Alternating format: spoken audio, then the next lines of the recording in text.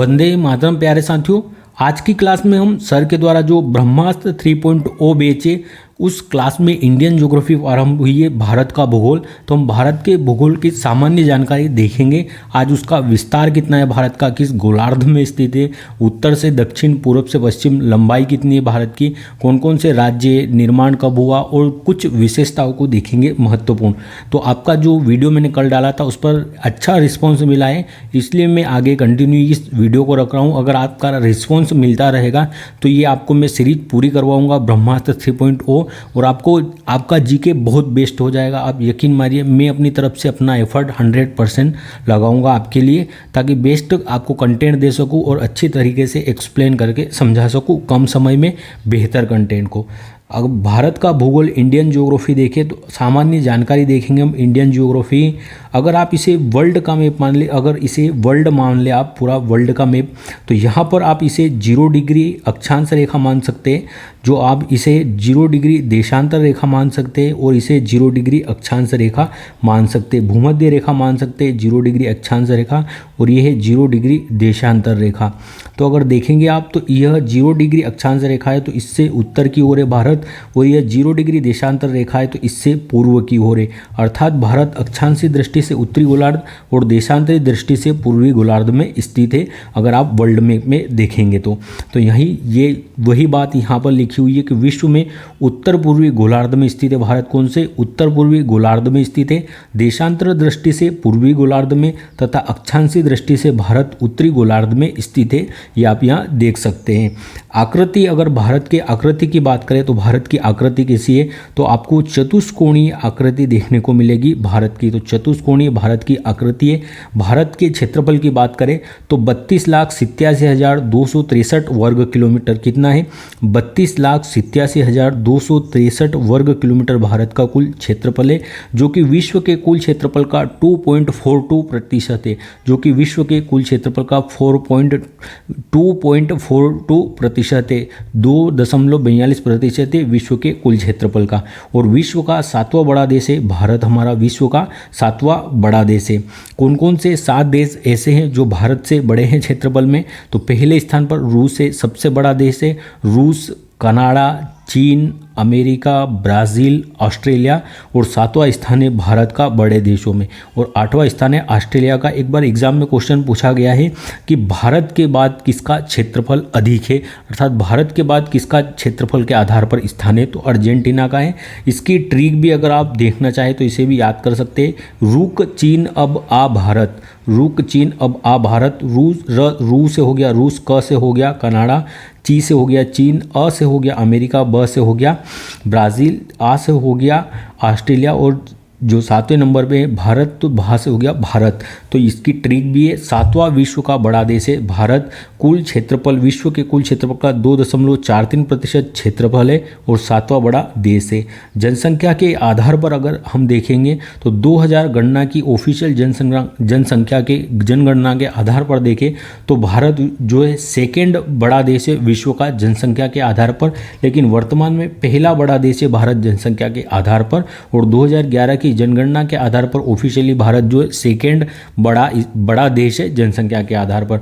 और विश्व की कुल जनसंख्या का 17.5% तथा 17.5% जो जनसंख्या भारत में निवास करती है कुल विश्व के। और क्षेत्रफल कितना है तो 2.43% कुल क्षेत्रफल है, और जनसंख्या है 17.5%।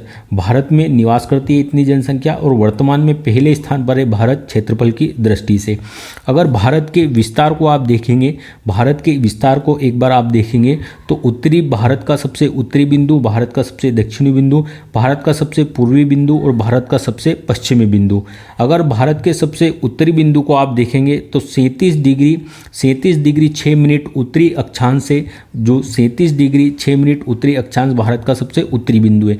हम भारत का अक्षांशीय विस्तार देख लेते हैं पहले। भारत का अक्षांशीय विस्तार, तो जो भारत का अक्षांशीय विस्तार है वो 8 डिग्री 4 4 मिनट उत्तरी अक्षांश से 8 डिग्री 4 मिनट उत्तरी अक्षांश से लगाकर 37 डिग्री 6 मिनट उत्तरी अक्षांश तक भारत का अक्षांशीय विस्तार है।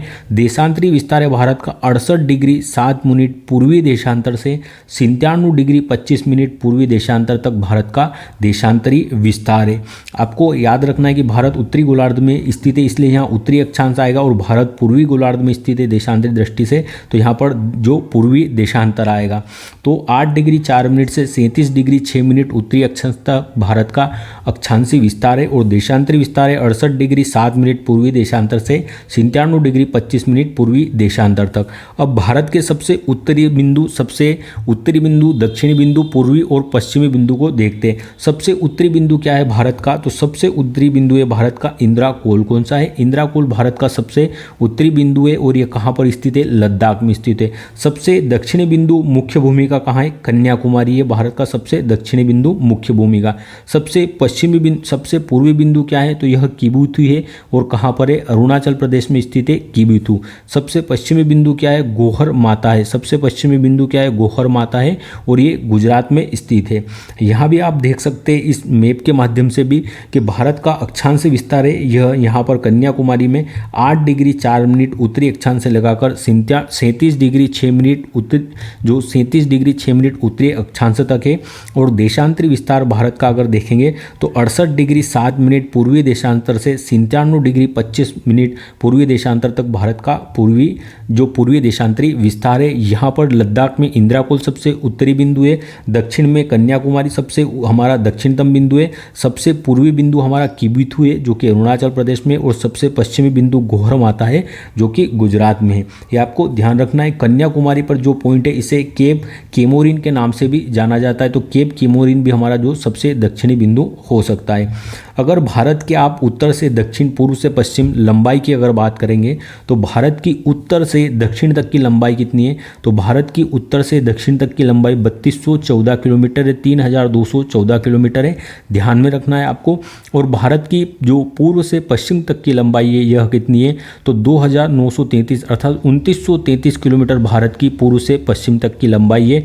उत्तर से दक्षिण तक की लंबाई अगर पूछ ले तो कितनी है? यह 3214 किलोमीटर है। और अगर पूर्व से पश्चिम तक की जो लंबाई पूछ ले तो यह कितनी है? 2933 किलोमीटर है भारत की पूर्व से पश्चिम तक की लंबाई, ये आपको ध्यान में रखना है। आगे हम और देखते हैं जो 23.5 डिग्री अक्षांश रेखा है जिसे हम कर्क रेखा के नाम से जानते हैं। 23.5 डिग्री जो अक्षांश रेखा है जो भारत के मध्य से गुजरती है और भारत को उष्ण कटिबंधीय और उपोष्ण कटिबंधीय दो कटिबंधों में बांटती है, भारत को उष्ण और उपोष्ण कटिबंध में। तो कर्क रेखा भारत के मध्य से होकर गुजरती है, तो आपको ध्यान रखना है भारत के 8 राज्यों से होकर गुजरती है कर्क रेखा। अगर आप यहाँ पर देखेंगे ग्रेट निकोबार, अगर आप भारत का दक्षिणी बिंदु हमने देखा तो कौन सा है? कन्याकुमारी। लेकिन अंडमान निकोबार अगर आप देखोगे तो अंडमान निकोबार का जो अंतिम द्वीप है ग्रेट निकोबार पे भी एक पॉइंट है इंदिरा पॉइंट। तो अगर आप देखोगे तो यह कन्याकुमारी से भी दक्षिण में स्थित है। कन्याकुमारी जो हमारा है दक्षिणतम बिंदु 8 डिग्री 4 मिनट, इससे भी दक्षिण में स्थित है जो हमारा ग्रेट निकोबार है। तो भारत का सबसे दूर दक्षिणतम बिंदु कौन सा है? तो यह ग्रेट निकोबार पर स्थित है इंदिरा पॉइंट, और इसका अक्षांश विस्तार क्या है? तो 6 डिग्री 45 मिनट जो नॉर्थ लॉन्गिट्यूड अर्थात जो उत्तरी अक्षांश है इसका जो विस्तार है।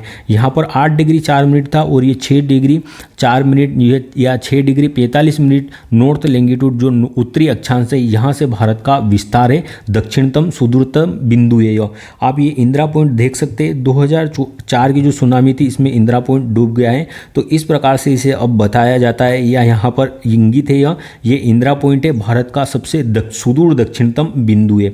आप देखेंगे ग्रेट निकोबार में इंदिरा पॉइंट है यहाँ पर अंडमान निकोबार में, और यह 6 डिग्री 45 मिनट उत्तरी अक्षांश पर स्थित है जो भारत का सबसे दक्षिणतम बिंदु है। यहाँ पर आप देख भी सकते हैं यह लिखा हुआ है कि भारत का दक्षिणतम सुदूर दक्षिण बिंदु इंदिरा पॉइंट है जो कि ग्रेट निकोबार का हिस्सा है जो कि ग्रेट निकोबार का हिस्सा है। जो अंडमान और निकोबार है उसमें ग्रेट निकोबार का हिस्सा है। इसे पिग्मेलियन पॉइंट के नाम से भी जाना जाता है। मोस्ट इंपॉर्टेंट है, इसे पिग्मेलियन पॉइंट के नाम से भी जानते हैं, पिग्मेलियन बिंदु भी कहते हैं, जो सुनामी के कारण डूब गया है, जो वर्तमान में सुनामी के कारण डूबा हुआ हिस्सा है। लेकिन इस प्रकार आप इसे इंगित हुआ देख सकते हैं। तो ये कहाँ पर है? अंडमान निकोबार में। अगर मुख्य भूमि की दक्षिणतम अगर बात करें बिंदु कौन सा है, मुख्य भूमि का दक्षिणी बिंदु कन्याकुमारी है, जिसे केप केमोरिन के नाम से भी जानते हैं। लेकिन सुदूर दक्षिणतम बिंदु कौन सा है हमारा? तो यह ग्रेट निकोबार पर स्थित है, इंदिरा पॉइंट। और 6 डिग्री 45 मिनट उत्तरी अक्षांश जो है इसका अक्षांशीय विस्तार है, आपको ध्यान में रखना है। अगर आप देखेंगे भारत के मध्य से जो अक्षांश रेखा, भारत के मध्य से जो 23.5 डिग्री अक्षांश रेखा गुजरती है, 23.5 डिग्री अक्षांश रेखा गुजरती है, जिसे कर्क रेखा भी कहा जाता है, कितने 8 राज्यों से गुजरती है। ठीक है, उसके पहले हम देख लेते हैं भारत की मानक समय रेखा। भारत का जो मानक समय रेखा है, भारत की मानक समय रेखा किसे माना गया है और क्यों माना गया है। अगर भारत की सबसे पूर्वी बिंदु की बात करें तो हमने अभी देखा था 97 डिग्री 25 मिनट भारत का सबसे पूर्वी बिंदु है। तो 68 डिग्री 7 मिनट पूर्वी देशांतर से 97 डिग्री 25 मिनट पूर्वी देशांतर तक जो है हमारा विस्तार है देशांतरी। तो इसके मध्य में आता है 82.5 डिग्री, इसके मध्य में पड़ता है कितना? 82.5 डिग्री। 82.5 डिग्री जो 82.5 डिग्री अक्षांश है, 82.5 डिग्री जो अक्षांश है, यह भारत की मानक समय रेखा है। तो लगभग 68 से जो 97 है, 68 से 97 है, इसके मध्य की लगभग अगर बीच की दूरी हम निकालेंगे तो 30 देशांतर में इसका कुल विस्तार है। कितना? 30 देशांतर में कुल विस्तार है, जिसका 82.5 डिग्री है जो यह एक बीच का भाग आता है। तो हमने देखा था कि 30 देशांतर में भारत का विस्तार है, लगभग 30 देशांतर में, ऐसे 29 देशांतर में, पर हम मान लेते हैं लगभग 30 देशांतर में भारत का विस्तार है 68 से लगाकर 97 के मध्य। तो हमने पहले देखा था कि 1 मिनट पार करने में कितना समय लगता है। तो अगर एक अक्षांश रेखा, अर्थात एक अक्षांश रेखा को अगर पार करते हैं तो इसमें 4 मिनट का समय लगता है। तो एक अक्षांश को पार करने में 4 मिनट का समय लगता है। तो भारत का कितना? 3 जो है देशांतरों में विस्तार है। कितनी देशांतरों में? 30 देशांतरों में विस्तार है। तो एक देशांतर को पार करने में 4 मिनट लगते हैं, तो 30 देशांतर को पार करने में 120 मिनट लगेंगे, लगभग 2 घंटे लगेंगे। तो भारत का सबसे पूर्वी बिंदु है जो किविथु और सबसे पश्चिमी बिंदु है जो गोहरमाता गुजरात में, इन दोनों के मध्य कितना समय अंतराल है? तो 2 घंटे का समय अंतराल है। अगर आप देखेंगे तो इस ओर जो सूर्यास्त है, सूर्यास्त पहले हो जाएगा। यहाँ आप मान सकते हैं कि 5 बजे सूर्यास्त हो जाए, अरुणाचल प्रदेश उत्तर प्रदेश वाले क्षेत्र में यहाँ दिखे। लेकिन जो गुजरात है यहाँ पर सबसे अंत में सूर्यास्त होगा, क्योंकि यह सबसे पश्चिमी बिंदु है और ये जो है 30 अक्षांश का इनमें फर्क है, अर्थात 2 घंटे के समय का लगभग यहाँ पर अंतर आ सकता है। नोट करके सर ने लिखा है भारत के पूरब और पश्चिम बिंदु के मध्य लगभग 30 देशांतर, लगभग लिखा है लगभग 30 देशांतर का अंतराल है, क्योंकि 1 डिग्री देशांतर को पार करने में 4 मिनट का समय लगता है। अतः 30 डिग्री को पार करने में लगभग 2 घंटे का समय लगता है, अर्थात 2 घंटे का समय या 2 घंटे का अंतराल आ सकता है। और भारत की मानक समय रेखा क्या है? तो 82.5 डिग्री जो देशांतर रेखा है, पूर्वी देशांतर रेखा, यह भारत की मानक समय रेखा है। और भारत के पूर्वी और जो पश्चिमी बिंदु है, इन दोनों के मध्य कितने समय का अंतर हो सकता है? तो 2 घंटे का लगभग समय का अंतर हो सकता है इन दोनों के मध्य। अब देखते हैं भारत के कितने राज्यों से होकर कर्क रेखा गुजरती है। तो 8 राज्यों से होकर कर्क रेखा गुजरती है, पश्चिम से पूर्व की आप और यह क्रम देख सकते हैं। और आप मैप में भी देखकर इसे याद रख सकते हैं कि किन राज्यों से होकर जो भारत की कर्क रेखा गुजरती है भारत से। तो अगर आप मैप में देखेंगे तो 8 राज्यों से होकर कर्क रेखा गुजरती है। तो हम मैप में देख लेते, उसके बाद उसमें भी देखेंगे। तो 8 राज्य कौन कौन से? सबसे फर्स्ट है गुजरात, मध्य प्रदेश, और ये राजस्थान वाला हिस्सा भी आता है। तो गुजरात, राजस्थान, मध्य प्रदेश, छत्तीसगढ़, झारखंड, पश्चिम बंगाल, त्रिपुरा और मिजोरम, इन 8 राज्यों से होकर 1, 2, 3, 4, 5, 6, 7 और 8, इन 8 राज्यों से होकर जो हमारी 23.5 डिग्री उत्तरी अक्षांश रेखा है, कर्क रेखा, ये गुजरती है।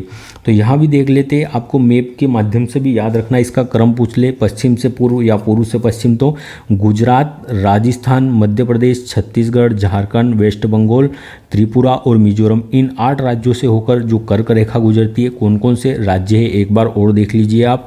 गुजरात, राजस्थान, मध्य प्रदेश, छत्तीसगढ़, झारखंड, पश्चिम बंगाल, त्रिपुरा और मिजोरम, इन 8 राज्यों से होकर भारत में कर्क रेखा गुजरती है और भारत को 2 कटिबंध में भी बांटती है। कौन से? उष्ण कटिबंध जो 0 डिग्री देशांतर रेखा है, जो भूमध्य रेखा है, भूमध्य रेखा से 23.5 डिग्री के मध्य का जो भाग है इसे उष्ण कटिबंधी क्षेत्र कहा जाता है। और जो 23.5 डिग्री से 66.5 के मध्य जो भाग है इसे क्या कहा जाता है? उपोष्ण कटिबंध कहा जाता है। तो भारत का 2 कटिबंधों में बांटती है, उष्ण और उपोष्ण कटिबंध में। लेकिन भारत में जलवायु कैसी पाई जाती है? जलवायु कैसी पाई जाती है? तो भारत में मानसूनी जलवायु पाई जाती है, उष्ण कटिबंधी मानसूनी, उष्ण कटिबंधी मानसूनी जलवायु पाई जाती है भारत में, आपको ध्यान रखना। लेकिन 2 कटिबंध में विस्तार है, उष्ण और उपोष्ण कटिबंध में। अगर बात करें भारत की मानक समय रेखा की, जिससे भारत का समय निर्धारण होता है, जो हमने देखी अभी 82.5 डिग्री पूर्वी देशांतर है, तो भारत की मानक समय रेखा 82.5 डिग्री पूर्वी देशांतर है, जो कि 5 राज्यों से होकर गुजरती है। आप एक मानक रूप से यह मैप मैंने मेरे से जिसा तो बनाया है मैंने, तो आप यहाँ पर अनुमान लगा सकते हैं राज्यों का, कि राज्यों की स्थिति का। अगर आपको मैप के बारे में पता है तो आप आराम से जो है राज्यों की स्थिति का अनुमान अच्छे से लगा सकते हैं कि कौन सा राज्य कहाँ पर हो सकता है। ठीक है, तो यहाँ पर जो उत्तर प्रदेश है, यहाँ मध्य प्रदेश है, छत्तीसगढ़ है, उड़ीसा है और आंध्र प्रदेश है। 5 राज्य कौन कौन से? उत्तर प्रदेश, मध्य प्रदेश, छत्तीसगढ़, उड़ीसा और आंध्र प्रदेश। इन 5 राज्यों से होकर, जो 5 राज्यों से भारत की मानक समय रेखा है 82.5 डिग्री पूर्वी देशांतर रेखा, यह 5 राज्यों से होकर गुजरती है और ये भारत की मानक समय रेखा है। अर्थात भारत में समय का निर्धारण इसी से होता है और ये इलाहाबाद के नैनी से होकर गुजरती है। अगर बात करें ऐसे कितने राज्य हैं जिससे 0 डिग्री अक्षांश रेखा है, जो कर्क रेखा है, जो 23.5 डिग्री अक्षांश रेखा है हमारी कर्क रेखा, और जो 82.5 डिग्री अक्षांश देशांतर रेखा है हमारी मानक समय रेखा, तो 23.5 डिग्री अक्षांश रेखा है जो कर्क रेखा, और जो 82.5 डिग्री पूर्वी देशांतर रेखा है जिसे भारत की मानक समय रेखा कहा जाता है। ये दोनों रेखाएं किन राज्यों से होकर गुजरती है? तो भारत में कर्क रेखा और मानक समय रेखा दोनों रेखा यह किन राज्यों से होकर गुजरती है? तो 2 राज्यों से होकर गुजरती है। 2 ऐसे राज्य हैं जहाँ से मानक समय रेखा और कर्क रेखा गुजरती है। मध्य प्रदेश और छत्तीसगढ़ से गुजरती है। 2 ऐसे राज्य हैं जहाँ से मानक समय रेखा भी गुजरती है हमारी, और जो कर्क रेखा है 23.5 डिग्री उत्तरी अक्षांश, यह भी गुजरती है। अगर भारत में आप राज्य और यूटी के बारे में देखेंगे, भारत में कितने राज्य हैं और कितने यूनियन टेरिटरी अर्थात केंद्र शासित प्रदेश है, तो वर्तमान स्थिति में आप अगर देखते हैं तो भारत में 28 राज्य हैं, आपको 28 राज्य देखने को मिलेंगे और 8 केंद्र शासित प्रदेश है वर्तमान में। अगर राज्यों में देखेंगे हम, तो राज्यों में सबसे बड़ा क्षेत्रफल की दृष्टि से भारत का कौन सा राज्य है?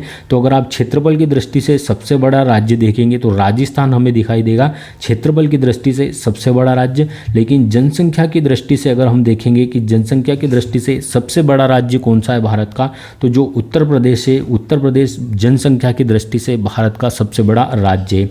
अगर घनत्व की दृष्टि से देखेंगे तो जनसंख्या घनत्व सबसे ज़्यादा किस राज्य का है? तो घनत्व में देखेंगे तो बिहार का जनसंख्या घनत्व सबसे अधिक है। राज्यों में क्षेत्रफल में सबसे बड़ा किसका क्षेत्रफल है? राजस्थान का। जनसंख्या में उत्तर प्रदेश का नाम आता है।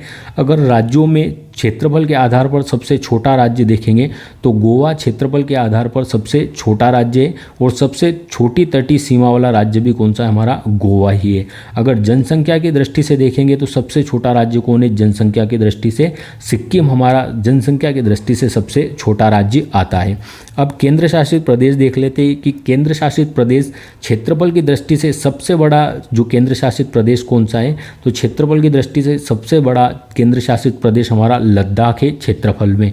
और अगर जनसंख्या की दृष्टि से सबसे बड़ा यूनियन टेरिटरी केंद्र शासित प्रदेश देखेंगे तो दिल्ली है, जनसंख्या की दृष्टि से सबसे बड़ी यूटी केंद्र शासित प्रदेश। और अगर हम देखते हैं केंद्र शासित प्रदेश में छोटा, सबसे क्षेत्रफल के आधार पर सबसे छोटा केंद्र शासित प्रदेश हमारा लक्ष्य है, और जनसंख्या के आधार पर भी सबसे छोटा केंद्र शासित प्रदेश हमारा लक्षद्वीप है। जो केंद्र शासित प्रदेश लक्षद्वीप है, यह जनसंख्या और क्षेत्रफल दोनों की दृष्टि से सबसे छोटा केंद्र शासित प्रदेश है, सबसे छोटी यूनियन टेरिटरी है। अब भारत में राज्यों के निर्माण के क्रम को देख लेते हैं। अगर हम देखें 2000 में 3 नए राज्यों का निर्माण होता है।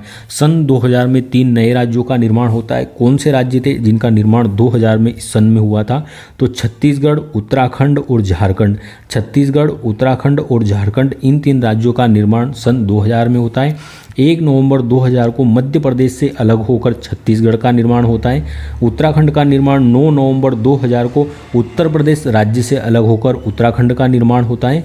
और झारखंड 15 नवंबर 2000 को झारखंड जो बिहार से अलग होकर एक नए राज्य के रूप में गठित होता है। तो छत्तीसगढ़ मध्य प्रदेश से अलग होता है, उत्तराखंड उत्तर प्रदेश से अलग होता है, झारखंड बिहार से अलग होकर एक राज्य के रूप में आता है। और भारत का नवीनतम राज्य कौन सा बना है? तो नवीनतम राज्य बनता है 2 जून 2014 को। कब? 2 जून 2014 को तेलंगाना भारत का 29वां राज्य बना था और यह आंध्र प्रदेश से अलग होकर भारत का 29वां राज्य बनता है। जो तेलंगाना है 29वां राज्य बनता है यह आंध्र प्रदेश से अलग होकर। और भाषा के आधार पर भारत का गठन होने वाला पहला राज्य कौन सा? तो भाषा के आधार पर भारत का गठित होने वाला पहला राज्य आंध्र प्रदेश था। और आंध्र प्रदेश से अलग होकर तेलंगाना 2 जून 2014 को एक अलग राज्य बनता है। 31 अक्टूबर 2019 की अगर घटना को आप देखेंगे तो जम्मू कश्मीर जो राज्य था, जम्मू कश्मीर राज्य से जम्मू कश्मीर और लद्दाख 2 नए यूनियन टेरिटरी बनाए। इसके साथ ही भारत में 28 राज्य और 9 यूनियन टेरिटरी हो चुकी थी, जो 31 अक्टूबर 2019 की डेट है यहाँ पर।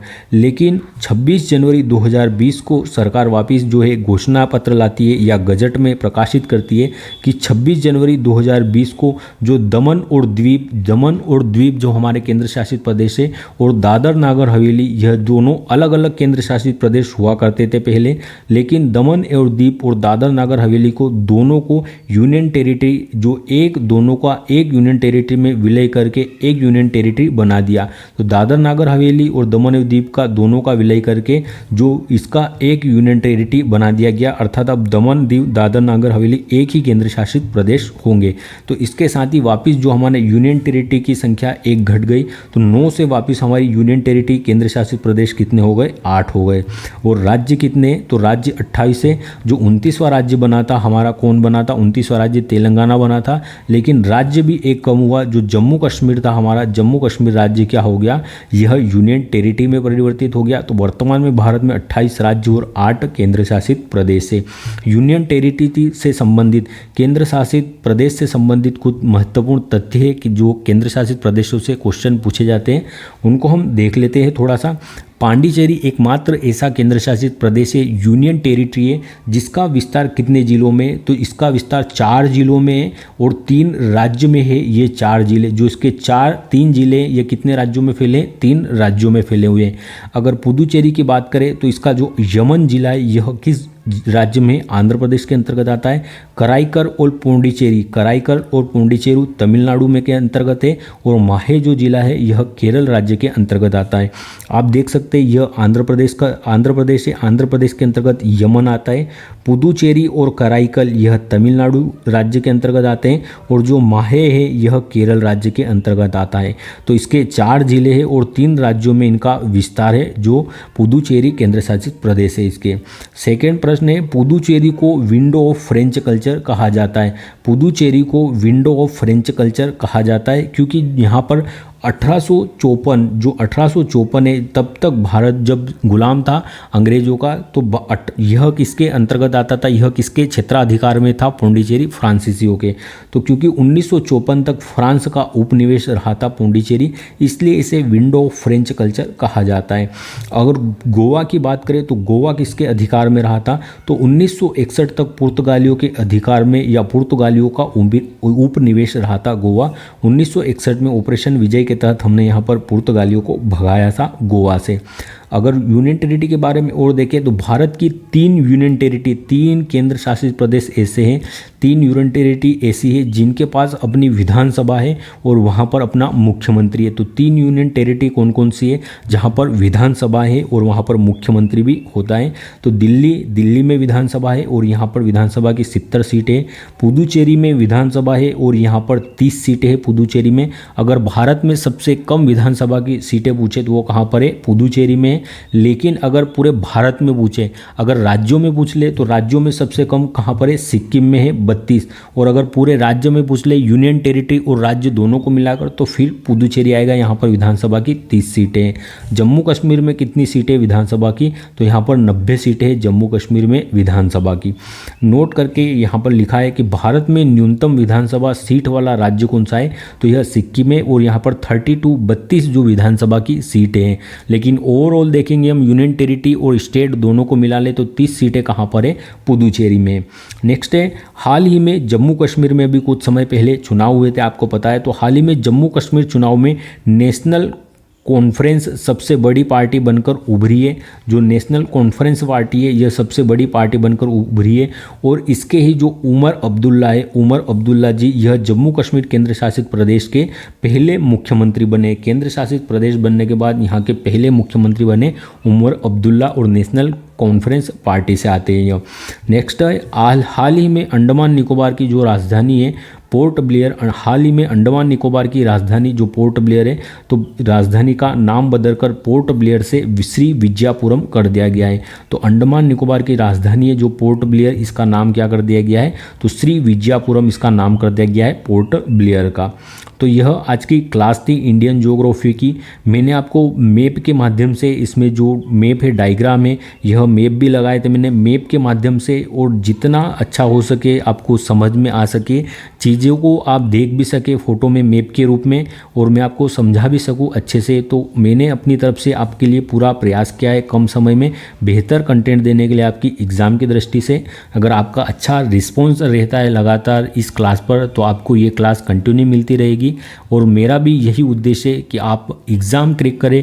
आप जिस भी एग्ज़ाम में जाए वहाँ पर आपको इस क्लास से क्वेश्चन मिले, और कम समय में यहाँ पर आप रिवाइज कर सके, कम समय में फैक्टों को जान सके, और जब आप एग्ज़ाम देने जाए तो आपकी एग्ज़ाम में यहाँ से प्रश्न देखने को मिले आपको, और आप उनको सोल्व करके आए, आप उनको सही करके आए और सफलता प्राप्त करें। तो आपका भी अगर सपोर्ट प्यार बना रहेगा तो ये क्लास कंटिन्यू रहेगी, क्योंकि टाइम लगता है, मेहनत लगती है चीज़ों को करने में। इसलिए आप लाइक करें, अपने दोस्तों तक शेयर भी करें। आप अपने दोस्तों तक शेयर करेंगे तो और मोटिवेशन मिलेगा। तो आप इस क्लास को शेयर भी करें। धन्यवाद। जय हिंद।